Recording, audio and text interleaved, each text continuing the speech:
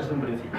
Y por muy bien remunerados, y aquí vamos a empezar, bueno, esto es cuota valenciana, como podéis ver, ¿no? Porque Leire Pajín, ahora tenemos de vicesecretaria del Partido Socialista del País Valenciano. Pero Leire Pajín, ¿qué recorrido hace? Pues Leire Pajín empieza como diputada con 23 años, en el año 2000. En el año 2004 con Zapatero pasa a ser secretaria de Estado. Años después pasa a ser número 3 del PSOE, secretaria de Organización, y acaba su rutilante carrera dentro del PSOE como ministra, como sabéis, de Sanidad. Una vez finaliza el periodo del PSOE en el gobierno, pasa a entrar en política valenciana, que es un poco uno de los regalos envenenados que nos ha quedado del enfrentamiento Rubalcaba-Chacón, y ahora mismo es la número 2 del PSOE en la Comunidad Valenciana. Hablando de sueldos, bueno, a Leire Pajín ya le sacaron el escándalo de que ganaba un sueldo cercano a los 100.000 euros anuales, sumando los diversos sueldos que ganaba del partido y del Senado. Pero en casos más concretos os puedo comentar, y sigo con la cuota valenciana, un puesto que creo que es particularmente peligroso y que ahora a continuación comentaremos mejor, que es el puesto de asesor asociado a los partidos políticos.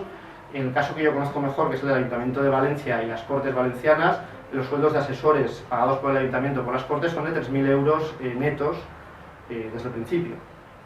Claro, en un contexto en el que, sinceramente, pues no creo que haya mucha gente aquí que gane eso, y desde luego no creo que lo haya ganado después de 2 meses de experiencia laboral. Claro, eso es otro problema. Es decir, es gente que cuando apenas ha tenido alguna experiencia laboral, enseguida el partido consigue colocarle en un puesto remunerado, y puesto que esos puestos, valga la redundancia, están muy bien remunerados, generan todo tipo de efectos perversos. El primero de ellos, que a partir de ese momento esa persona se agarra a ese trabajo como sea, porque ese trabajo es mucho mejor que todo lo que pueda conseguir fuera, a menos que lo consiga también gracias al partido, como veíamos. Entonces, bueno, esta es Rosa Díez, para que no me digas que me meto solo con esta es una fotografía que le hicieron a Rosa Díez en El Mundo. En El Mundo tienen cierta tendencia a hacer fotografías que supone que apoyan al día al que les hacen, pero le hicieron una Soraya Sáenz de Santa María que parecía una mujer fatal, que no sé si recordaréis, con unos velos. Bueno, esa fotografía también del Mundo. Y esta es una fotografía de ella vestida de Agustina de Aragón, y que esto es antes de las elecciones de 2008, quizás para disculpar lo desesperada que estaba la mujer por entrar. Bueno, el segundo punto del decálogo es de cargo en cargo, que es la continuación lógica del primer punto, que es otro problema de los políticos españoles, que no se retiran nunca, sino que siempre consiguen enlazar un cargo con otro cargo, aunque sean cargos que entre sí no tengan demasiado que ver. Es decir, que no sea necesario de nuevo una competencia profesional por parte del político para conseguir esos cargos. En el caso de Rosa Díez, es una persona que incluso ha saltado de cargo en cargo desde los años 80 hasta la actualidad en 2 partidos distintos. Ha sido diputada autonómica, ha sido diputada de la Diputación creo que era de Vizcaya, ha sido consejera del Gobierno Vasco, ha sido consejera de Turismo del Gobierno Vasco, consejera de Sanidad del Gobierno Vasco, es decir, en varias consejerías que tampoco tienen mucho que ver entre sí. Ha sido eurodiputada por el Partido Socialista, ha sido candidata a la Secretaría General del Partido Socialista, que es algo que también conviene recordar. Luego se cambia de partido y pasa a ser diputada nacional, en este caso con UPyD. Entonces, llegado ese momento, UPyD es un partido que se presenta con cierto sentido regeneracionista, pero luego incurre en determinadas contradicciones, pero claro, además de regeneracionista es español. Entonces ellos hacen una serie de presuposiciones regeneracionistas que se supone que les alejan, y en verdad es así, de la dimensión ética de los grandes partidos, pero luego a continuación encuentran excepciones. Entonces a Rosa Díez le sacaron la siguiente excepción. Se supone que en UPyD nadie puede estar más de 2 legislaturas en el mismo puesto. Y claro, Rosa Díez ya lleva una, acaba de conseguir la segunda, en teoría dentro de 3 años se tiene que retirar. Entonces le preguntan, ¿pero esto se aplicará a usted? Entonces usted dentro de 3 años ya se retirará. Dice, no hombre, porque esto es desde el momento en que se aplica. Y dice, pero hombre, pero usted además ha estado un montón de legislaturas en el PSOE, y por tanto, hombre, solo cuentan con UPyD. Y solo cuentan a partir del momento en que lo aplicamos en el partido, es decir, solo cuentan a partir de ahora. Sí. Digamos contabilidad creativa con su resolución. Sí. Bueno, otro problema, y este es particularmente doloroso, y que en general nos lleva a la conclusión de que los partidos políticos sencillamente son una casta, no en su totalidad, pero sí por parte de mucha gente que forma parte de ese entramado de los partidos, que intenta perpetuarse a sí misma y que es su principal objetivo, es el hecho de que en un contexto de recortes tan brutal como el que estamos viendo, yo no sé si vosotros veis el Consejo de Ministros de los viernes, pero a mí es como ver una sesión de viernes 13, porque es el Consejo de los Horrores, ¿no? Que llega la vicepresidenta y empieza a recortar por aquí y por allá. Lo que no han recortado apenas en ninguna medida, y es lo que cada vez se les reprocha más, que puede que sea un recorte demagógico, que puede que no sea tan importante como son otros recortes, pero que desde luego es un recorte que tiene un gran valor simbólico, es el recorte en puestos de confianza de asesores de los partidos y en puestos directamente ligados con empresas públicas y con administraciones públicas. Es decir, en puestos de libre designación que corresponden en España, por desgracia, no a profesionales del ámbito del que se trate, sino que corresponden a gente que directamente proviene del mismo partido político que los concejales o los cargos políticos que los están nombrando. En concreto aquí se pone el ejemplo de Rajoy, una noticia que le sacaron a Rajoy hace una semana, en que se desvelaba que Rajoy tenía 632 asesores en la Moncloa, que es 32 más de los que tenía Zapatero, que tenía 600.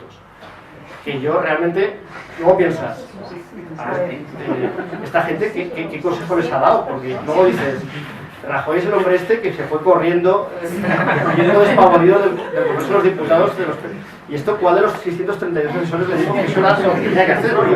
Que encima luego tampoco parece que se gane muy bien el sueldo. Entonces, es gente que gana un sueldo muy elevado porque la figura de los asesores es una figura que nace tempranamente en la democracia española, cuando se va complicando, porque claro, se complica muy rápidamente en un Estado moderno la necesidad de tener una administración que tenga competencia en todos los niveles, se crean muchísimas figuras de libre designación, se supone, para especialistas en determinadas materias, que suelen trabajar en relación con el dirigente político del ramo para asesorarle y para que esa persona tenga a un especialista al lado. Pero esto se ha pervertido totalmente en la sociedad española, y cada vez más. Y se ha pervertido de la siguiente manera.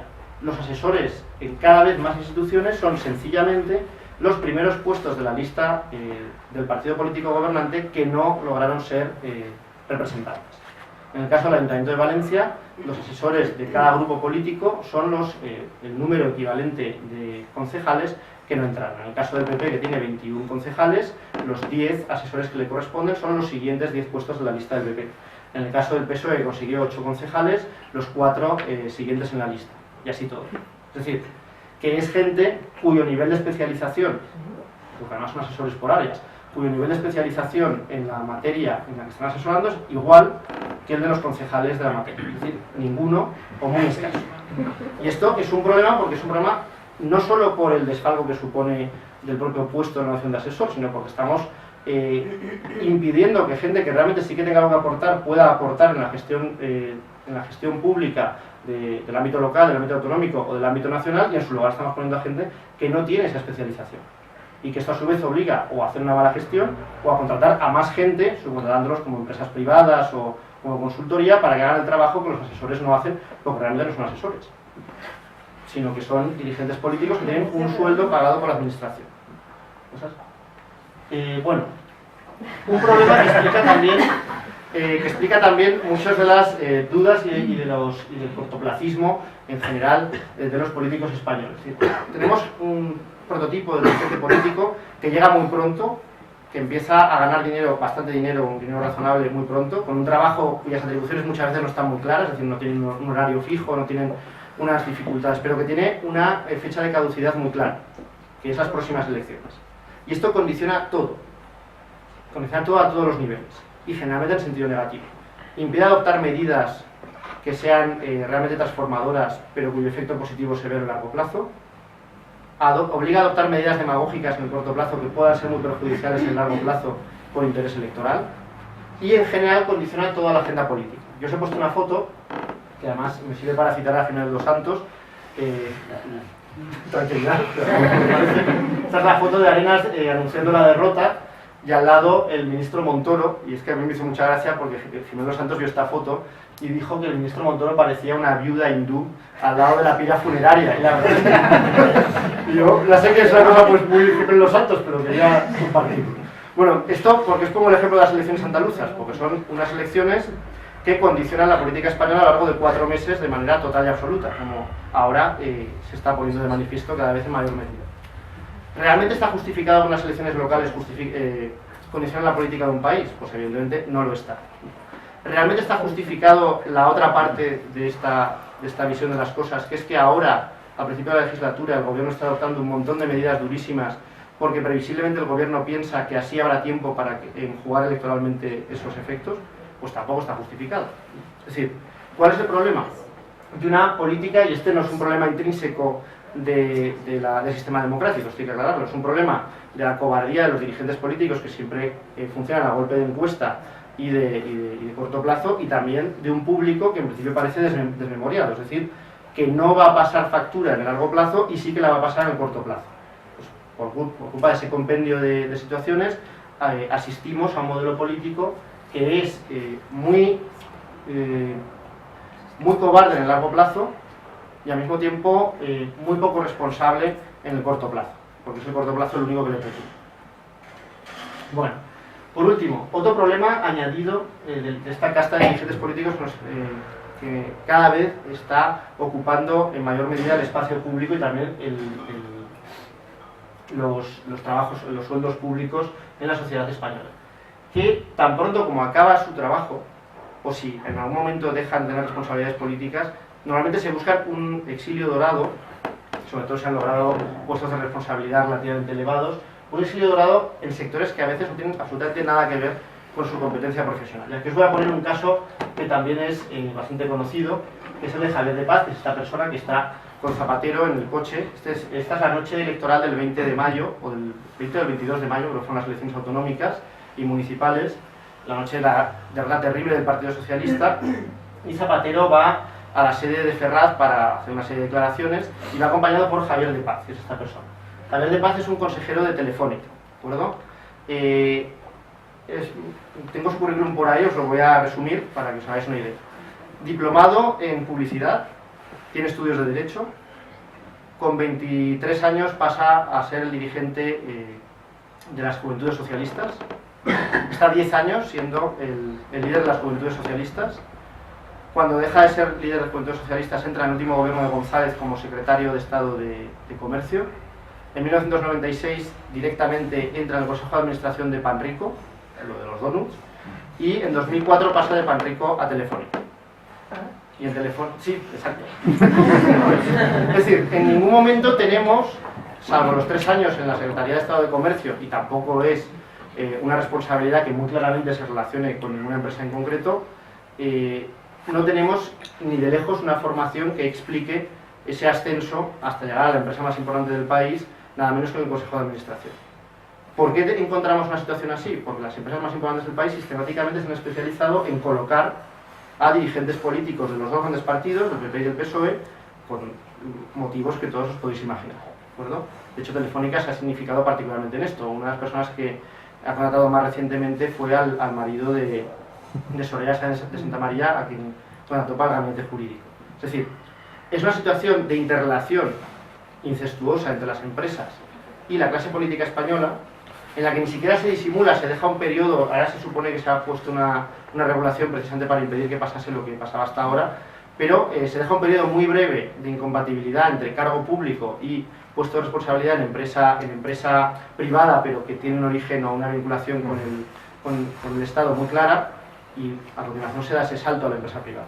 Pero es un salto que se da desde arriba, es decir, no se pone al dirigente político a trabajar en un ámbito relacionado con su experiencia, sino que directamente se le da un puesto en pago, pues no se sabe muy bien por qué servicios prestados, pero sin duda por algún tipo de servicios. Bueno, aquí tenemos más cuota valenciana. Esta es la foto, una de las fotos que sacaron a Camps en la entrevista en Telva, que yo supongo que todos leísteis, o bueno, no sé, o menos extractada. Y además es para reivindicar la figura de Camps en un aspecto, para que la verdad va a explicar un poco un problema más que ya hemos citado de cómo se las gasta el público español en la exigencia de responsabilidades a los políticos. Que es que Camps lo peor que hizo de toda su estrategia fue dimitir. Porque dimitir en España es un error. Es decir, en España nunca hay que dimitir. Porque los ciudadanos al final te perdonan mucho mejor no dimitir que dimitir. Y en concreto, en tu partido te perdonan mucho menos dimitir que no dimitir. Por una razón muy sencilla. Como estamos hablando de una posición de poder adquirida por cualquier dirigente político que forma parte de una estructura, sea esa estructura un gobierno autonómico o sea el propio partido al que pertenece este dirigente, en el momento en que dimites pierdes tu posición de poder. Y en España están esperando a que la pierdas para que otro la ocupe. Porque esto funciona como funciona. Sin embargo, si no dimites, el ronroneo incesante del público, de los medios de comunicación hostiles pidiendo responsabilidades, etcétera, al final no tiene efecto. Y tanto es así que en el caso de Camps, si recordáis, él no dimite antes de las elecciones, dimite después, que fue una cosa totalmente surrealista. Es decir, él no dimitió a pesar de que era evidente que en cualquier país serio tendría que haber dimitido años antes de cuando dimitió. Se presenta a las elecciones, consigue una victoria histórica en las elecciones en la Comunidad Valenciana, consigue un magnífico resultado, mayoría absoluta, más fuerte que nunca, hace un consell totalmente a su imagen y semejanza, echa a todos los que dudaron de él en un momento determinado, pone a gente extraordinariamente gris incluso para el estándar del gobierno valenciano, y la combinación dimite. ¿Esto qué es? Esto no tiene ningún sentido y además es un insulto a los ciudadanos. Porque claro, al fin y al cabo los ciudadanos le han votado y a los 100 días le ponen a otro, a quien no han votado, que era el alcalde de Castellón, que pasaba por ahí un poco y para el agujero por un gobierno que no es el suyo. El único error de Camps es dimitir, porque todo lo demás, más allá de que su estrategia sea horrible, no le había impedido perder su posición de poder. Y es más, probablemente con el tiempo podría haber apaciguado los ánimos con 4 años por delante, que es un poco la misma filosofía que mueve a Rajoy actualmente. ¿Sí pones? Sí. Bueno, otro problema que afecta a los políticos españoles, y ya es generalizado, no será solo en España, es el absoluto oportunismo en su comunicación pública a través de los medios de comunicación con los ciudadanos. Podemos comparar el caso de Zapatero, que hablaba siempre mucho, con el caso de Rajoy, que no habla nunca. Probablemente sea más honroso el de Zapatero, aunque Zapatero salía y contaba historias que tenían muy poco que ver con la realidad. Pues hay brotes verdes, ya estamos viendo la luz, y no, realmente no. Pero es que la estrategia de Rajoy es todavía más sorprendente, que es no aparecer. Digamos que Rajoy lo que ha hecho es nombrar a su propio Caranca, ¿no? Que es todavía María, la manda a las ruedas de prensa para que Caranca pues, se coma todos los marrones de la ejecutoria diaria del gobierno, pero él no aparece nunca. Y el caso más extremo de eso es esta fotografía, que yo supongo que todos reconoceréis, que es la fotografía de Rajoy huyendo del Congreso de los Diputados para no responder a los periodistas. Pero es que esta fotografía se da un día después de que el gobierno envía una nota de prensa con un titular con mucho gancho, que era reunión del presidente del gobierno con su equipo económico, y en esa nota de prensa, en el último párrafo, un poco diciendo, por cierto, que se me había olvidado, 10.000 millones de recortes en sanidad y educación. Anunció un día, que además era festivo en algunas comunidades autónomas, a última hora de la tarde, un recorte gigantesco, con una nota de prensa, y al día siguiente no dio explicaciones. Bueno, pues la teoría que mueve a los dirigentes políticos españoles, al menos en la actualidad, es que es mucho mejor sustraerse a la posible erosión que implica dar explicaciones directamente que, evidentemente, exponerse a la crítica que supone ese tipo de actitud. Yo personalmente creo que aquí se equivoca, en otras cosas que podemos ver después también. Pero su punto de vista, su perspectiva, es que esto es una manera de proteger a Rajoy del impacto de la crisis. Porque al parecer la gente pensará que él no es responsable de las medidas que él adopta. Es un argumento que es totalmente surrealista, pero que es la base en la que ellos fundamentan ese tipo de estrategia. Bueno, otro problema del discurso público es que cuando se da, este es un discurso, y aquí sí que tienen buena parte de culpa, es que culpa es inherente a la característica de los medios, pero el discurso político filtrado a través de los medios es un discurso inevitablemente fragmentario y muy condensado en frases efectistas, porque es un discurso pensado para la televisión y para Internet, y en concreto para Internet, para las redes sociales, es decir, 140 caracteres, cortes de voz de 20 a 25 segundos, un discurso que tiene que impactar en muy poco tiempo. Y esto ha obligado paulatinamente a modificar en profundidad las características del discurso público por parte de los políticos. Desde un modelo mucho más denso, mucho más expositivo, mucho más desarrollado, mucho más aburrido si queréis, pero que obligaba al político a elaborar discursos mucho más amplios para llegar a la ciudadanía, a un modelo mucho más fragmentario, mucho más breve, mucho más basado en frases eslogan, pensado para la televisión, para entrar a la televisión, para difundirlo rápidamente a través de Internet, determinadas consignas, más que para promulgar propuestas o hablar con claridad. Aquí os pongo una fotografía de Abraham Lincoln y su rival demócrata Stephen Douglas, para contraponer un poco el modelo político, desde luego idealizado, existente antes de la televisión con el que tenemos ahora.